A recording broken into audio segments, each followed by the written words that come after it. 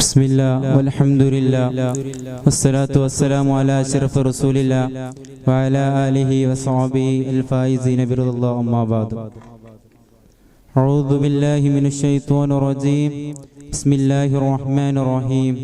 ഇന്നല്ലാഹ ലാ യുഹയ്യിറു ഹത്താ ബിഖൗമിൻ ലാ യുഹയ്യിറു മാ ബിഅൻഫുസിഹിം ഖാലല്ലാഹു അസ്സ വജൽ.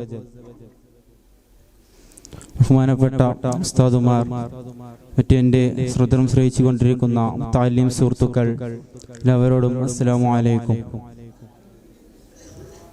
നാം എല്ലാവരും ഇന്നിവിടെ ഒരുമിച്ച് കൂടിയിരിക്കുന്നത് ജലാനി ഫെസ്റ്റിലാണ്. നാഥൻ അത് സ്വീകരിക്കുമാറാവട്ടെ. നാം ഇന്നിവിടെ നിങ്ങൾക്ക് മുന്നിൽ സംവദിക്കാൻ പോകുന്ന വിഷയം പ്രകൃതി ദുരന്തങ്ങൾ മനുഷ്യത്വം ചേർത്ത് പിടിക്കുന്ന സ്നേഹകരങ്ങൾ എന്നുള്ളതാണ്.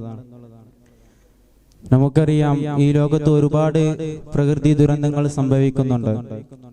ആ ഓരോ ദുരന്തങ്ങളും സംഭവിക്കുന്നത് മനുഷ്യൻ വരുത്തിവെക്കുന്ന ഓരോ ക്രൂരതകൾ കാരണമാണ്. അല്ലാഹു തആല പറഞ്ഞില്ലേ, ഇന്നല്ലാഹ ലാ യുഹയ്യിറു ഹത്താ ബിഖൗമിൻ ലാ യുഹയ്യിറു മാ ബിഅൻഫുസിഹിം. മനുഷ്യൻ്റെതായ ആവശ്യങ്ങൾക്ക് വേണ്ടി മാറ്റത്തിരുത്തുകൾ വരുത്തുമ്പോഴാണ് അല്ലാഹു സുബ്ഹാനഹു തആല അവന്റെ ആവശ്യങ്ങൾക്കും വേണ്ടി മാറ്റത്തിരുത്തുകൾ വരുത്തുന്നത്. അതുകൊണ്ടാണ് ഈ പ്രകൃതിയിൽ ഓരോ ദുരന്തങ്ങളും സംഭവിക്കുന്നത്.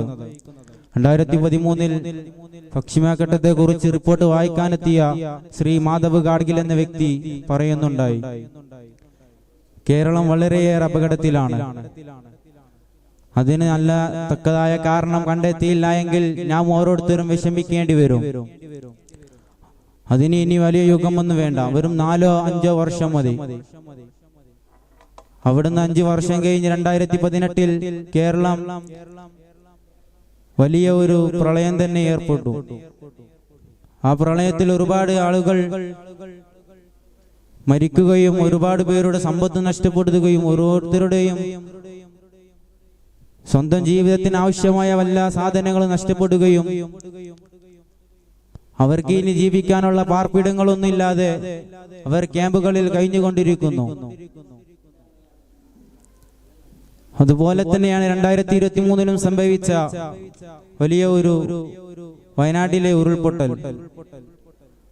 അതിലും ഒരുപാട് പേര് മരിക്കുകയും ഒരുപാട് പേരുടെ വീടുകളും മറ്റു എല്ലാ സാധനങ്ങളും നഷ്ടപ്പെടുകയും അവർക്ക് ജീവിക്കാൻ ഒരു പാർപ്പിടമില്ലാതെ അവർ ഇതുപോലെ തന്നെ വിവിധ ക്യാമ്പസുകളിലും